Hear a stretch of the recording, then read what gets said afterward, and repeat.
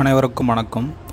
இன்றைக்கி நம்ம பொருளாதாரம் 6ஆம் வகுப்பு 7ஆம் வகுப்புலேருந்து பொருளாதாரம் பாடப்பகுதியில் இருக்கிற அனைத்து பாடங்களும், அதாவது 6ஆவதுலேயும் 7ஆவது இருக்கிற எல்லா பாடத்துலேருந்து கொஸ்டின் பார்க்க போகிறோம். எக்கனாமிக்ஸுங்கிறது டிஎன்பிசி பொறுத்தவரை எவ்வளோ முக்கியம்னு உங்களுக்கு தெரியும். கண்டிப்பாக ஒரு 6லேருந்து ஒரு 8 கொஸ்டின் அல்லது 10 கொஸ்டின் வரைக்கும் கேட்கலாம் எக்கனாமிக்ஸ்லேருந்து. இப்போ நம்ம ஸ்கூல் புக்கிலேருந்து தான் மேக்ஸிமம் கேட்பாங்க. அதனால் ஸ்கூல் புக்கிலேருந்து லைன் பை லைனாக எடுத்த கொஸ்டின்லேருந்து நம்ம ஆன்சர் பார்க்கலாம். முதல் வினா,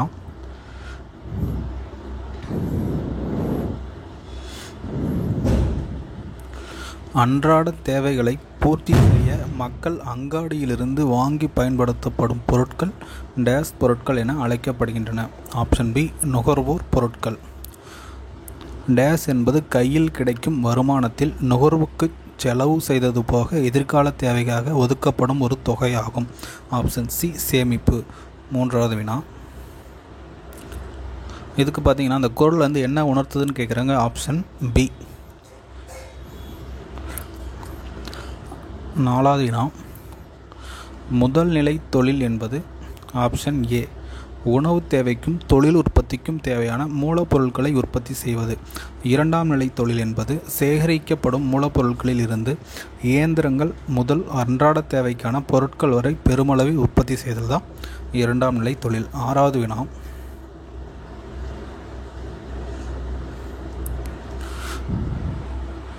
மூன்றாம் நிலை தொழில் என்பது ஆப்ஷன் சி, பொருட்களை உற்பத்தி செய்வதற்கும் உற்பத்தி பொருட்களை தேவையான மக்களுக்கு கொண்டு சேர்ப்பதற்கும் தேவையான சேவைகளை வழங்குவதாகும். அதுதான் வந்து மூன்றாம் நிலை தொழில். ஏழாவது வினா, பொறுத்துக நாடுகள் மற்றும் அதன் நாணயங்கள். ஜெர்மனிக்கு பார்த்தீங்கன்னா ஆப்ஷன் ஏ, யூரோ. ஜெர்மனிக்கு ஆப்ஷன் ஏ, யூரோ. பிரேசிலுக்கு பார்த்தீங்கன்னா ரியால். ஆப்ஷன் ரியால். அதுக்கப்புறம் இந்தியாவுக்கு ரூபாய், அது தெரியும். அர்ஜென்டினாவுக்கு வந்து பார்த்திங்கன்னா பேசோ. சீனாவுக்கு யுவான். எல்லாமே நேராக பொருந்திருக்கு. Option C. 1 2 3 4 5. எட்டாவது வினா, வேளாண்மை, கால்நடை வளர்த்தல், மீன் பிடித்தல் ஆகியவை முதல் நிலை தொழில்கள். ஒன்பதாவது வினா, கனிமங்கள், தாது பொருட்கள் போன்ற மூலப்பொருட்கள் சேகரித்தல் போன்றவை டேஸ் தொழில்கள், முதல் நிலை தொழில்கள். பத்தாவது வினா, கனிகள், கொட்டைகள், தேன், மூலிகைகள், ரப்பர், பிசின் போன்றவை சேகரித்தல், மரம் வெட்டுதல் ஆகியவை முதல் நிலை தொழில்கள் ஆகும். 11வது வினா, தொழில்கள் டேஸ் அடிப்படையில் வகைப்படுத்தப்படுகின்றன. ஆப்ஷன் டி, மூலப்பொருட்கள், மூலதனம், உடைமை, இதை அனைத்தும். 12வது வினா, பருத்தி, சர்க்கரை, உணவு பதப்படுத்துதல் ஆகியவை டேஸ் அடிப்படையிலான தொகுதிகளாகும். வேளாண் அடிப்படையிலான தொழிற்சாலைகள் ஆகும். 13வது வினா, காகித தொழில், மரச்சாமான்கள், கட்டுமான பொருட்கள் ஆகியவை காடுகள் சார்ந்த தொழில்களாகும். 14வது வினா,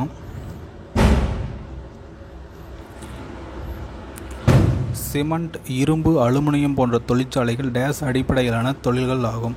கனிம தொழிற்சாலைகள் ஆகும். 15வது வினா, போக்குவரத்து, தொலைத்தொடர்பு, வர்த்தகம், வங்கி ஆகியவை டேஸ் நிலை தொழில்கள் ஆகும். இதெல்லாம் வந்து மூன்றாம் நிலை தொழில்கள் ஆகும். 16வது வினா, அதாவது இந்த பாடத்துலேருந்து புத்தக வினாக்கள் பார்க்கலாம். ஒவ்வொரு பாடத்துலேருந்து நம்ம புக் பேக் கொஸ்டினும் சேர்த்து போட்டிருக்கோம். ஓகேங்களா. ஃபஸ்ட் வினா, தானியங்களை உற்பத்தி செய்வார்கள். இது வந்து முதல்நிலை தொழிலாளர்கள். 17வது வினா, தேன் சேகரித்தல் என்பது முதல்நிலை தொழில். மூலப்பொருட்களை பயன்பாட்டு பொருளாக மாற்றுவது இரண்டாம் நிலை தொழில். காந்தியடிகளின் கூற்றுப்படி கிராமங்கள் நம் நாட்டின் முதுகெலும்பு. Option B. 20வது வினா, தமிழ்நாட்டில் டேஸ் சதவீத மக்கள் நகரங்களில் வாழ்கின்றனர். 47% மக்கள். பொறுத்துக கால்நடை வளர்ப்பு அப்படிங்கிறது வேளாண்சார் தொழில். உணவு பதப்படுத்துதல், கால்நடை வளர்ப்புங்கிறது முதல் நிலை தொழில். உணவு பதப்படுத்துதல் வேளாண்சார் தொழில். இரும்பு எஃகு தொழிற்சாலைகள் அப்படிங்கிறது பார்த்திங்கன்னா இரண்டாம் நிலை தொழில். தொலைபேசி அப்படிங்கிறது சேவை, தொலைபேசிங்கிறது சேவை. பருத்தி ஆலை அப்படிங்கிறதும் இரண்டாம் நிலை தொழில் தான் வரும். ஓகேங்களா. அப்போ ஆப்ஷன் ஏ. 22வது வினா,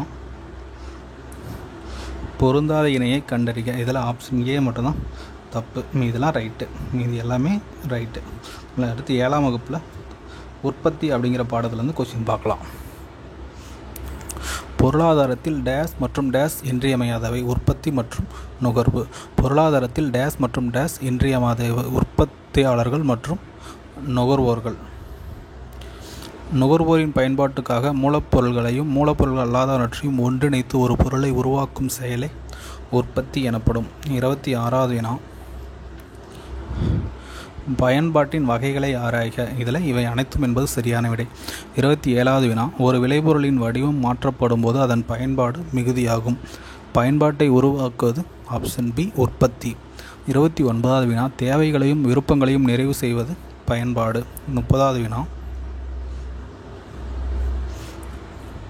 பொருளாதாரத்தில் தனியார் துறை நிறுவனங்களும் பொதுத்துறை நிறுவனங்களும் இணைந்து செயல்படுவது கலப்பு பொருளாதாரம். 31வது வினா, இந்திய பொருளாதாரம் ஒரு கலப்பு பொருளாதாரம். 32வது வினா, உற்பத்தி என்பது எத்தனை வகைப்படும்? 3 வகைப்படும். அவை முதல் நிலை, 2ஆம் நிலை, 3ஆம் நிலை. Option D. 33க்கு ஆப்ஷன் டி. 34வது வினா, இயற்கையாக கிடைக்கும் பொருட்களை நேரடியாக பயன்படுத்தி செய்கின்ற செயல்பாடுகளுக்கு உட்பட்ட நிலையை முதன்மை நிலை என்கிறோம். முதன்மை நிலையில் டேஸுக்கு முதலிடம் அளிக்கப்படுகிறது. வேளாண்மைக்கு. வேளாண்மைத்துறை உற்பத்தி என அழைக்கப்படும் நிலை முதன்மை நிலை உற்பத்தி. 37வது வினா, மீன்பிடித்தல், சுரங்கத் தொழில், எண்ணெய் வளங்களை பிரித்தெடுத்தல் போன்ற செயல்பாடுகள் டேஸ் உற்பத்தி நிலையாகும். முதன்மை நிலை. 38வது வினா, பூமியின் மேற்பரப்பிலிருந்தும் ஆழ்கடலிலிருந்தும் இயற்கை வளங்களை பிரித்தெடுக்கும் தொழிற்சாலைகள் முதன்மை நிலை தொழிற்சாலைகள். மூலப்பொருட்களை பயன்படுத்தி புதிய உற்பத்தி பொருளாக உருவாக்கும் செயல்பாட்டை டேஸ் என்கிறோம். 2ஆம் நிலை உற்பத்தி. 2ஆம் நிலை உற்பத்திக்கு எந்த துறைக்கு முக்கியத்துவம் அளிக்கப்படுகிறது? தொழில்துறைக்கு. தொழில்துறை உற்பத்தி என அழைக்கப்படும் உற்பத்தி நிலை 2ஆம் நிலை உற்பத்தி நிலை. 42வது வினா, மாவிலிருந்து ரொட்டி தயாரித்தல், இரும்பு தாதியிலிருந்து பயன்படக்கூடிய பொருட்களை தயாரித்தல் போன்றவை 2ஆம் நிலை சார்ந்தது. 43வது வினா, 4 சக்கர வண்டிகள், ஆடைகள், ரசாயன பொருட்கள் போன்றவற்றை தயாரித்தலும் பொறியியல் துறை சார்ந்த பணிகள், கட்டடப் பணிகள் தொழில்களும் டேஸ் உற்பத்திக்குள் அடங்கும். 2ஆம் நிலை. 44வது வினா, முதன்மை நிலை 2ஆம் நிலைகளின் உற்பத்தி பொருட்களை சேகரிப்பதும் பரிமாற்றம் செய்வதும் 3ஆம் நிலை ஆகும். 3ஆம் நிலை உற்பத்தியில் டேஸுக்கு அதிக முக்கியத்துவம் அளிக்கப்படுகிறது. சேவைக்கு. சேவைத்துறை உற்பத்தி என அழைக்கப்படும் உற்பத்தி நிலை 3ஆம் நிலை உற்பத்தி நிலை. 47வது வினா, உற்பத்தி பொருட்களை தொழில்துறை நிறுவனங்களுக்கும் வாடிக்கையாளர்களுக்கும் நேரடியாக வழங்கும் துறை சேவை. 48வது வினா, வணிகம், வங்கி, காப்பீடு, போக்குவரத்து, செய்தி தொடர்பு, சட்டம், நிர்வாகம், கல்வி, உடல்நலம் பாதுகாப்பு போன்ற அரசு துறை நிறுவனங்கள் அனைத்தும் சேவைத்துறை சார்ந்தது. நமது நாட்டின் மொத்த உள்நாட்டு உற்பத்தியில் பெரும்பங்கு வகிப்பவை சேவைத்துறை. 50வது வினா, ஒரு பொருளின் உற்பத்திக்கு உதவுகின்ற காரணிகளை எவ்வாறு வகைப்படுத்தலாம்? நிலம், உழைப்பு, முதலீடு. இவை அனைத்தும் ஆப்ஷன் டி. 51வது வினா, உற்பத்தி செய்யப்பட்ட பொருட்களை விற்பனை செய்வதற்கு 4ஆவதாக தேவைப்படும் காரணி அமைப்பு. 52வது வினா, உற்பத்தி காரணிகள் எத்தனை வகைகளாக பிரிக்கப்படுகிறது? ஆ மற்றும் ஆ. Option D. 53வது வினா, முதல்நிலை உற்பத்தி காரணிகளில் அடங்குபவை ஆ மற்றும் ஆ. 54வது வினா, இயற்கையின் கொடையான டேஸ் துணையின்றி எந்த பொருட்களையும் நம்மால் உற்பத்தி செய்ய முடியாது. ஆ மற்றும் ஆ. 55வது வினா, மூலப்பொருட்களிலிருந்து பெறப்பட்ட உற்பத்தி காரணிகளில் அடங்குபவை 3, 4 சரி. உற்பத்திக்கான காரணிகளில் சரியானவற்றை ஆராய்க. ஆப்ஷன் டி அனைத்தும் சரி. 57வது வினா, கீழ்கண்ட கூற்றுகளை ஆராய்க. இதில் அனைத்தும் சரி என்பது. 58வது வினா, நிலத்தின் சிறப்பியல்புகளில் சரியானவை. இதிலும் அனைத்தும் சரி. Option D. 59வது வினா, வேலையினால் ஏற்படும் துன்பத்தை கருதாமல் கைமாறு எதிர்பார்த்து முழுமையாகவோ பகுதியாகவோ உடல் அல்லது மனதால் பயன் கருதி மேற்கொள்ளும் முயற்சியே உழைப்பு. 60வது வினா பொருளியலின் தந்தை என அழைக்கப்பட்டவர் ஆடம் ஸ்மித். செல்வ இலக்கண கோட்பாட்டை வகுத்தவர் ஆடம் ஸ்மித். 62வது வினா நன்னெறி கருத்து உணர்வு கொள்கை நாடுகளின் செல்வம் அவற்றை உருவாக்குகின்ற காரணிகளும் ஓர் ஆய்வு அப்படிங்கிற நூல்களை எழுதியவர் யாருன்னு பார்த்தீங்கன்னா ஆடம் ஸ்மித்.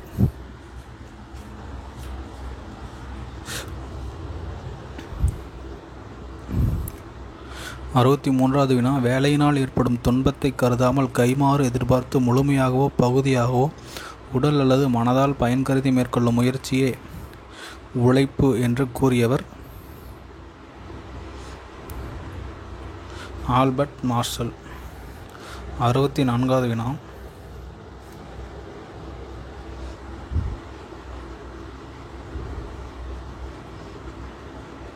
நாடுகளின் செல்வம் அவற்றை உருவாக்குகின்ற காரணிகளும் ஒரு ஆய்வு என்ற நூல் வெளியான ஆண்டு 1776. உழைப்பின் சிறப்பியல்புகளில் சரியானவற்றை ஆராய்க, இதில் அனைத்தும் சரி. 66வது வினா கீழ்கண்ட கூற்றுகளை ஆராய்க. நிலத்தின் செழிப்புத்தன்மை, இதுவும் அனைத்தும் சரி. 67வது வினா கீழ்கண்ட கூற்றுகளை, இதுவும் அனைத்தும் சரி. 68வது வினா வேலை பகுப்பு முறையை அறிமுகப்படுத்தியவர் ஆடம் ஸ்மித். ஒரு உற்பத்தியை நன்கு வரையறுக்கப்பட்ட வெவ்வேறு உட்பிரிவுகளாக பிரித்து அந்த உட்பிரிவுகளும் ஒவ்வொன்றையும் ஒவ்வொரு தனிப்பட்ட உழைப்பாளி அல்லது உழைப்பாளர் ஒரு குழுவினரிடம் ஒப்படைத்தாலே வேலை பகுப்பு எனப்படும். 70வது வினா பல்வேறு கட்டங்களிலும் ஒரே தொழிலாளி ஈடுபடாமல் அவற்றை பிரித்து கொண்டு ஒவ்வொரு கட்டப்பணிகளையும் ஒரு தொழிலாளி மேற்கொள்ள வேண்டும் என்பது வேலை பகுப்பு. 71வது வினா இதில் கீழ்கண்ட கூற்றுகளை ஆராய்வதில் அனைத்தும் சரி. 72வது வினா இதிலும் அனைத்தும் சரி. 73வது வினா டேஸ் என்பது பல்வேறு பண்டங்களை உற்பத்தி செய்வதற்காக மனித முயற்சியால் உருவாக்கப்பட்டதாகும். முதலீடு.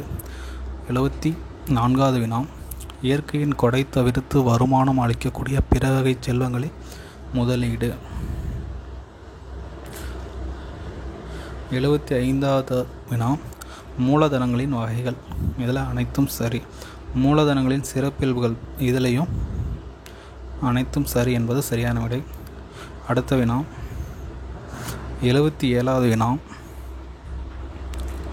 உற்பத்தி காரணிகளை ஒருங்கிணைத்து செயல்படுவோர் தொழில் முனைவோர்.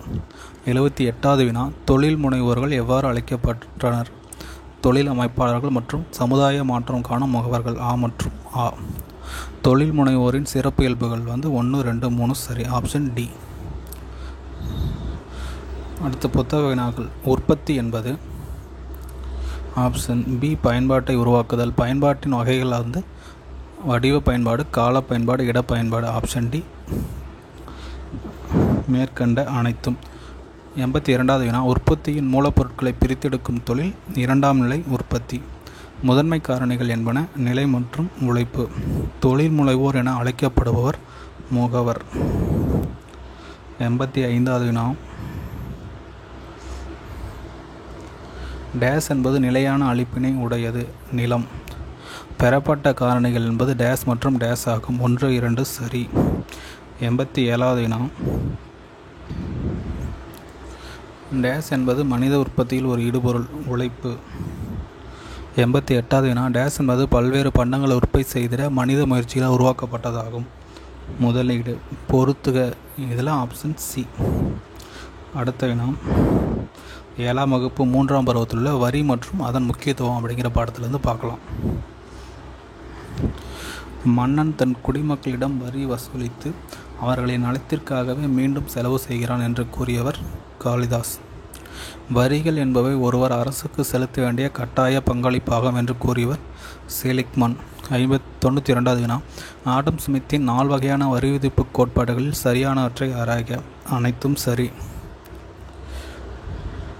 93வது வினா காரணம் மற்றும் கூற்று. இதில் ஆப்ஷன் ஏ கூற்று மற்றும் காரணம் இரண்டும் சரி மற்றும் கூற்றுக்கு சரியான விளக்கமாகும். Option A. அடுத்த வினா 94வது வினா டேஸ் விதியின் மூலம் பொருளாதாரத்தில் உள்ள அனைத்து வீண் செலவுகளும் தவிர்க்கப்படுகின்றன. உறுதிப்பாட்டு விதி. வரி செலுத்துவோருக்கு அதிகபட்ச வசதிகளை வழங்கும் வகையில் விதிக்கப்படும் வரி வசதி விதி. வசூலிக்கப்படும் வரியிலிருந்து குறைந்த அளவிலேயே தொகை செலவழிக்கப்பட வேண்டும். வசூலிக்கப்பட்ட தொகை முழுவதும் அரசு கருவூலத்தில் இருப்பில் வைக்கப்பட வேண்டும் என்ப விதி. சிக்கன விதி.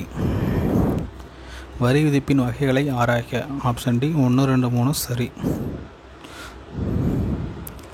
98வது வினா. வருமான வரி விகிதத்திற்கேற்ப வரி விகிதம் மாறுபடும் வரி விகிதாச்சார வரி. 100க்கும் 98க்கும் 99க்கும் விகிதாச்சார வரி. 100வது வினா. ஒருவரின் வருமானம் அதிகரிக்கும் போது அதற்கேற்ப வரி விகிதம் அதிகரிப்பது வளர் விகித வரி. 101வது வினா. அதிகமான வருமானம் ஈட்டுபவர்களுக்கும் குறைவாக வருமானம் ஈட்டுபவர்களுக்கும் ஒரே மாதிரியாக விதிக்கப்படும் வரி தேய்வு மீத வரி. 102வது வினா.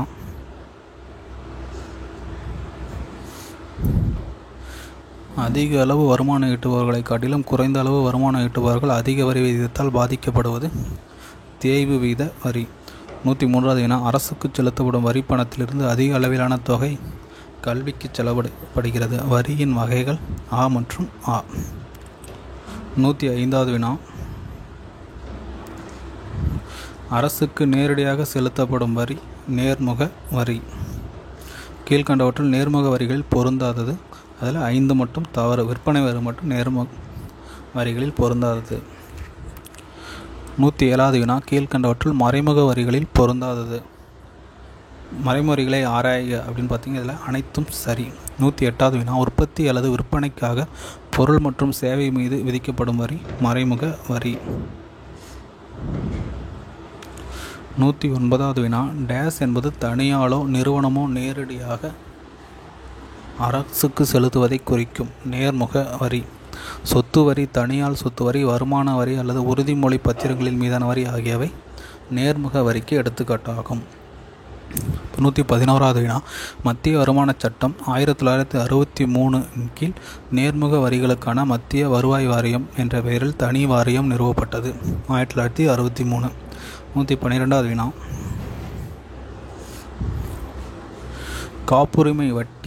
காப்புரிமை வட்டி இந்தியாவில் உள்ள மூலதன சொத்துக்களை விற்பனை செய்வதன் மூலம் பெறும் லாபம், தொழில்நுட்ப பணிகளுக்காகவும் பங்கீடுக்காகவும் பெறப்படும் கட்டணங்கள் ஆகியவற்றின் மீது விதிக்கப்படும் வரி நிறுவன வரி.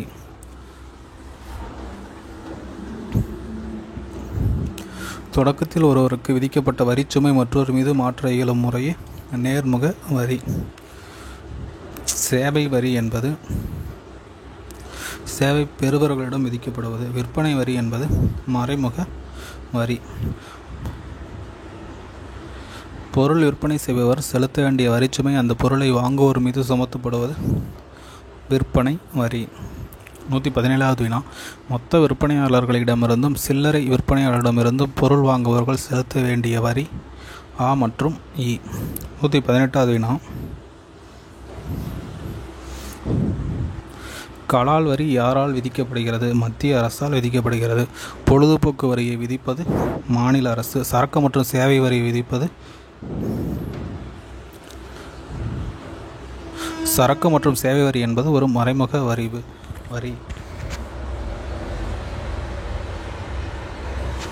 121வது வினா. பொருட்களின் விற்பனை, உற்பத்தி, பயன்பாடு ஆகியவற்றின் அடிப்படையில் விதிக்கப்படுவது சரக்கு மற்றும் சேவை வரி. பண்டைய காலங்களில் வரி விதிக்கப்பட்டு ரொக்கமாகவும் வேறு வகையாகவும் சேகரிக்கப்பட்டது என்று கூறியவர் கௌடில்யர்.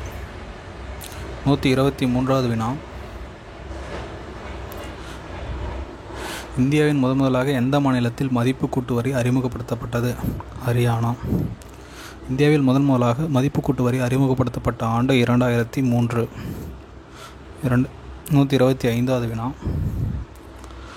பஞ்சாப், சண்டிகர், இமாச்சல பிரதேசம், ஜம்மு காஷ்மீர் மற்றும் டெல்லி உள்ளிட்ட 24 மாநிலங்கள் யூனியன் பிரதேசங்களில் மதிப்பு கூட்டு வரி அறிமுகப்படுத்தப்பட்ட ஆண்டு 2005. சரக்கு மற்றும் சேவை வரி எப்போது இந்தியாவில் அறிமுகப்படுத்தப்பட்டது? 2017 ஜூலை 1.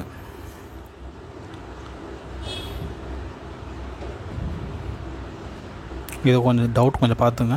127வது வினா. சரக்கு மற்றும் சேவை வரி எத்தனை வரி விகிதங்களை உள்ளடக்கியது? 5 வரி விகிதங்களை உள்ளடக்கியது.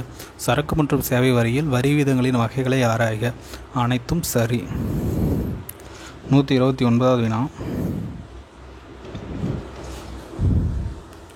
இதுக்கும் அனைத்தும் சரிதான் வரும். 130வது வினா, அரசால் மேம்படுத்தப்பட்ட உள்கட்டமைப்பு வசதிகளை நாம் அடிக்கடி பயன்படுத்துகிறோம். அதற்காக விதிக்கப்படும் வரி சுங்கம் மற்றும் சாலை வரி. 131வது வினா, இந்திய அரசால் தூய்மை பாரத வரி எப்போதிலிருந்து விதிக்கப்படுகிறது? 2015 நவம்பர் 15. தூய்மை பாரத வரியின் விகிதம் 0.5%. 133வது வினா,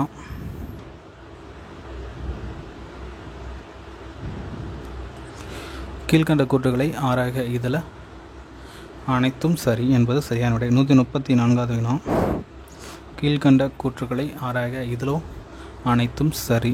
135வது வினா, ஓர் அரசின் திறனுக்கேற்ப வரிகளை உயர்த்துவது அதன் நிதித்திறன் என்று அழைக்கப்படுகிறது. அடுத்து புக் பேக் கொஸ்டின்ஸ் பார்க்கலாம்.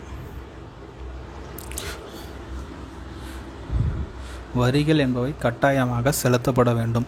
137வது வினா, வசூலிக்கப்படும் வரியிலிருந்து குறைந்த அளவிலேயே தொகை செலவழிக்கப்படுவது சிக்கன விதி. 138வது வினா, வளர்வீத வரிக்கு எதிராக அமைந்துள்ள வரி தேய்வு வீத வரி. வருமான வரி என்பது ஒரு நேர்முக வரி. சேவை வழங்குவதன் அடிப்படையில் விதிக்கப்படுவது சேவை வரி. 141வது வினா, வழக்கமாக அரசால் விதிக்கப்படும் வரியே வரி விதிப்பு எனப்படும். Option A. வருமான அளவை பொருட்படுத்தாமல் ஒரே மாதிரியாக வரி விதிப்பது விகிதாச்சார வரி. டேஸ் வரி என்பது அன்பளிப்பின் மதிப்பை பொறுத்து அன்பளிப்பு பெறும் அரசுக்கு செலுத்துவதாகும். அன்பளிப்பு வரி. 144வது வினா, டேஸ் வரிச்சுமையை வரி செலுத்துவோர் மாற்ற முடியாது. நேர்முக வரி. 145வது வினா, மறைமுக வரி என்பது அதிக நெகிழ்ச்சி உடையது. 146 பொறுத்துக இதுக்கு. Option C.